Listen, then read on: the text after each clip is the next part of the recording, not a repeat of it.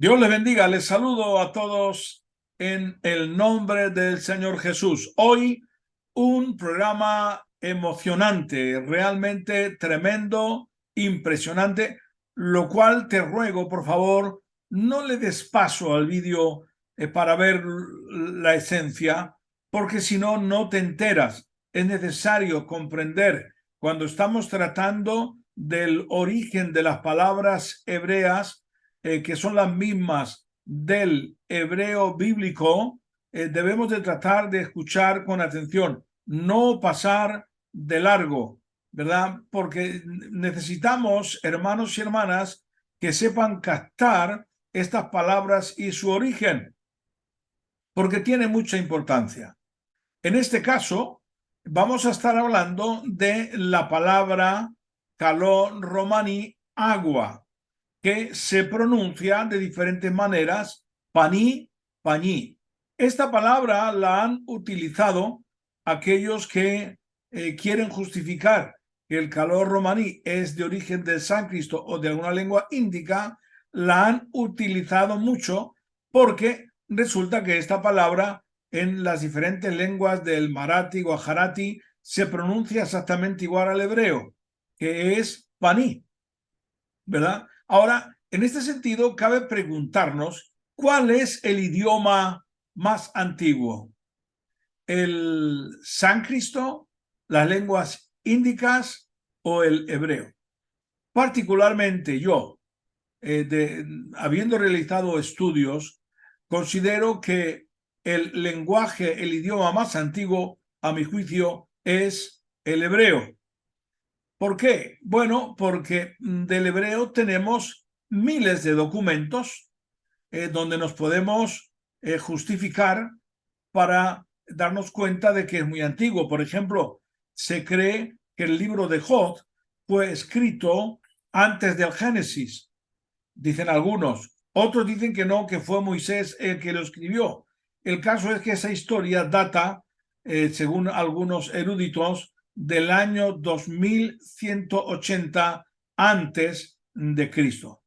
Los documentos que hay sobre el sánscrito, el más antiguo simplemente es un fragmento, data del año 1500 antes de Cristo, por lo cual no se puede justificar de que el sánscrito sea el idioma más antiguo.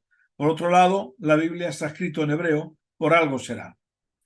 Ahora bien, para entender por qué esta palabra paní, que significa agua, se pronuncia igual en el calor romaní, en el sánscrito, debemos de entender, y vamos a verlo, que los judíos estuvieron por siglos, y todavía hay, en India, y que préstamos de los hebreos se pegaron al sánscrito, a las lenguas índicas. Por ejemplo, aquí tenemos un dato muy significativo que nos da la inteligencia artificial, donde nos dice: se sabe que desde la antigüedad ha habido interacción cultural y comercial entre los pueblos de la India y del Medio Oriente, incluyendo a los judíos o hebreos. Se cree que hubo presencia judía en la India desde tiempos bíblicos, pero la evidencia histórica más concreta se remonta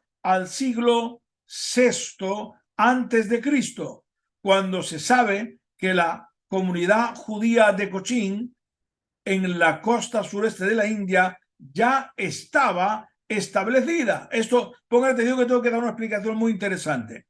A lo largo de los siglos se sabe que algunas comunidades judías emigraron a la India, como los Bene Israel, una comunidad que se cree que llegó a India alrededor del siglo II antes de Cristo y se estableció en la región de Maharashtra.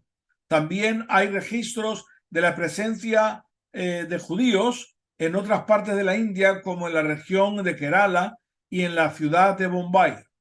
En general, se puede decir que la presencia judía en la India ha sido intermitente a lo largo de los siglos, con comunidades que han llegado y se han ido, y que han sido influenciadas por las culturas locales y las dinámicas políticas y sociedades de la región.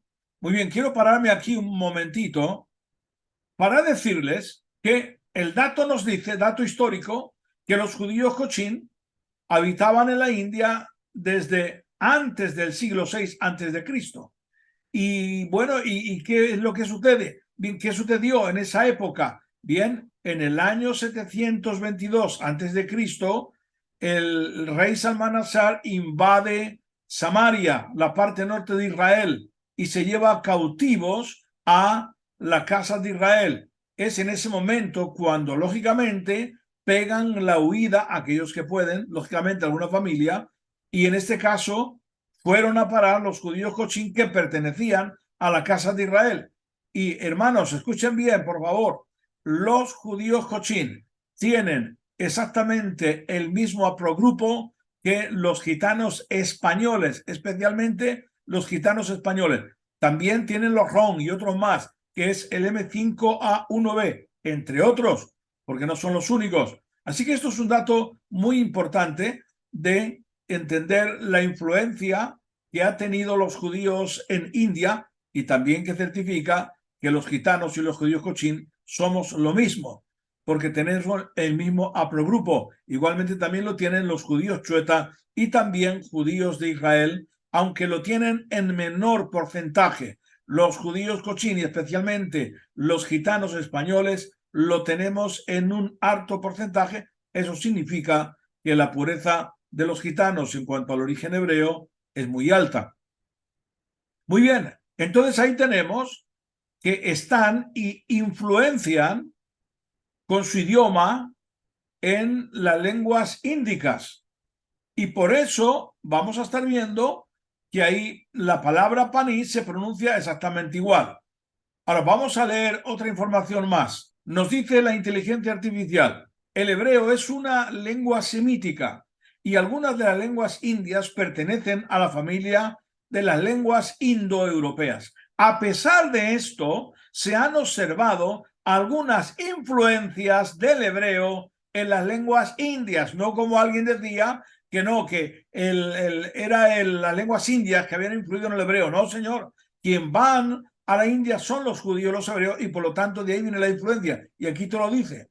Por ejemplo, el sánscrito es una lengua antigua de la India que tiene algunas palabras que se asemejan a las del hebreo en cuanto a su sonido y significado. Algunos expertos han propuesto que las similitudes pueden ser el resultado en un contacto temprano entre las culturas de Oriente Medio y la India. Dios mío de mi vida, qué tremendo.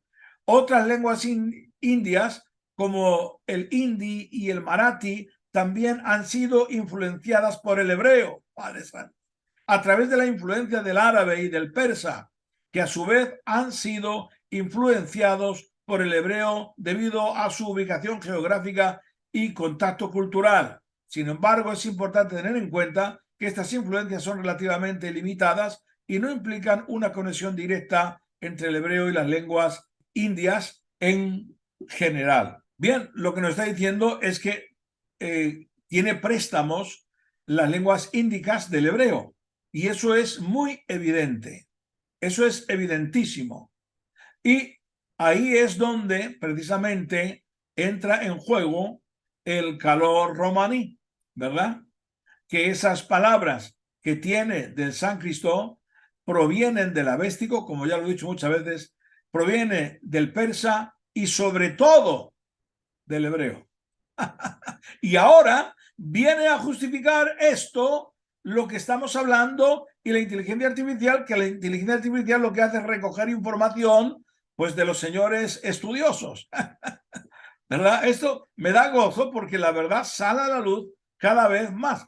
Yo ya escribí acerca de la palabra paní en el libro Los gitanos, tribus perdidas de Israel, y también en el diccionario de palabras hebreas en el calor romaní. Es una evidencia total. Ahora, vamos a estudiar entonces la palabra paní, si está en la Biblia y cuándo está y qué significa.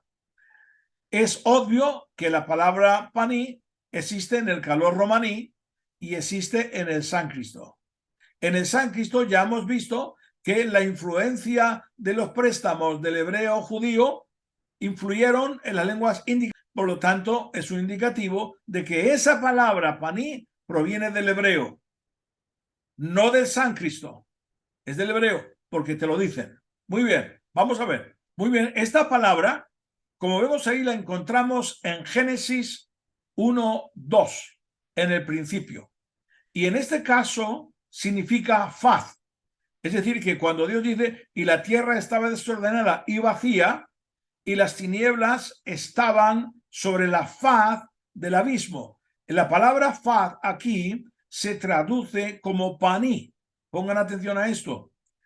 Y el Espíritu de Dios se movía sobre la faz de las aguas. Pero, atención, encontramos que esta palabra no solamente significa faz, sino que significa presencia, la presencia de Dios, la cara misma de Dios.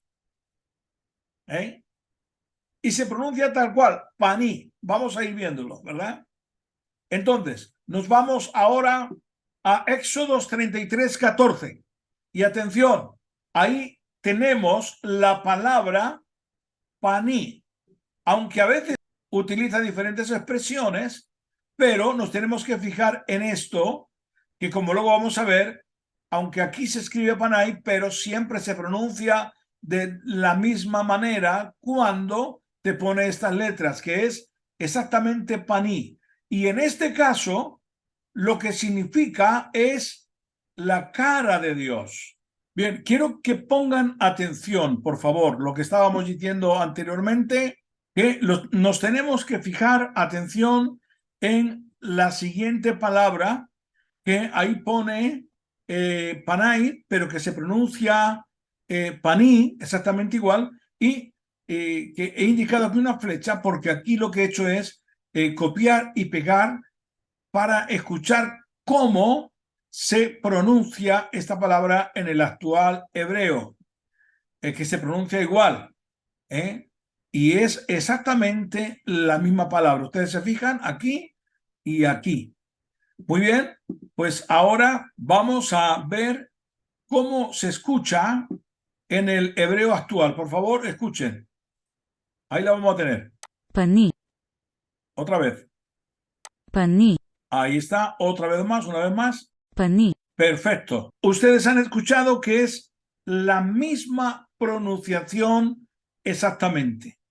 Ahora, ¿qué es lo que sucede? Que en el hebreo significa rostro o cara de Dios y en otro significa faz, ¿verdad? Ahora, lo que ocurre es que esta palabra paní también tiene relación con el agua. Ahora, ¿qué es lo que ha sucedido con esta palabra panín? Porque se pronuncia exactamente igual en hebreo, en calor romaní y en sánscrito. ¿Qué ha sucedido? Bueno, lo que está claro a mi juicio es que esta palabra es un préstamo del hebreo al sánscrito y las lenguas índicas. Y que en esta palabra, al cabo del tiempo, hubo un cambio significativo y que la lingüística llama el fenómeno lingüístico que describes se conoce como cambio de significado. El cambio de significado ocurre cuando una palabra conserva su pronunciación o forma escrita original, como es en este caso, pero adquiere un nuevo significado o cambia su significado original con el tiempo. Y atención, porque este cambio lo vamos a ver de una forma muy clara en el término gay. Dice, este término, hablando acerca del término gay, fue incluido en la 22ª edición del diccionario de la Real Academia Española, edición 2001. Proviene del vocablo provenzal gay, en castellano gallo, como en la galla, ciencia, y significa alegre o pícaro. Es decir, utilizan ese término. Pero ese término que hemos visto que significaba en su origen gallo, a un gallo se le decía gay también, ha pasado a significar un hombre homosexual y se le llama gay. Esto es lo que en lingüística se llama un cambio significativo. Así que ahí tenemos en el hebreo la palabra paní, y que tiene diferentes significados, como el rostro de Dios, cara de Dios, la faz, o también un coral que está en el agua. Bien, esta palabra aquí tenemos el diccionario Calor Romaní de Bernabé Ramírez, donde nos dice que agua se dice panín, paní o pañí. Utiliza esas formas. Así que a mi juicio queda muy claro que esta palabra es totalmente hebrea y que los gitanos la siguen conservando, ¿verdad?, como hebrea. Así que está claro que el hebreo influenció en el sánscrito, en el persa, en el avéstico y todos estos idiomas. Y entonces cambió de significado, pero la pronunciación fue exactamente la misma. Así que esto es muy interesante para este estudio, ¿verdad?, que estamos realizando, demostrando que el calor romaní, su origen en principio era el hebreo, y que luego al caminar por las diferentes naciones adquirieron préstamos de otros idiomas, pero todavía conserva palabras que son completamente originales.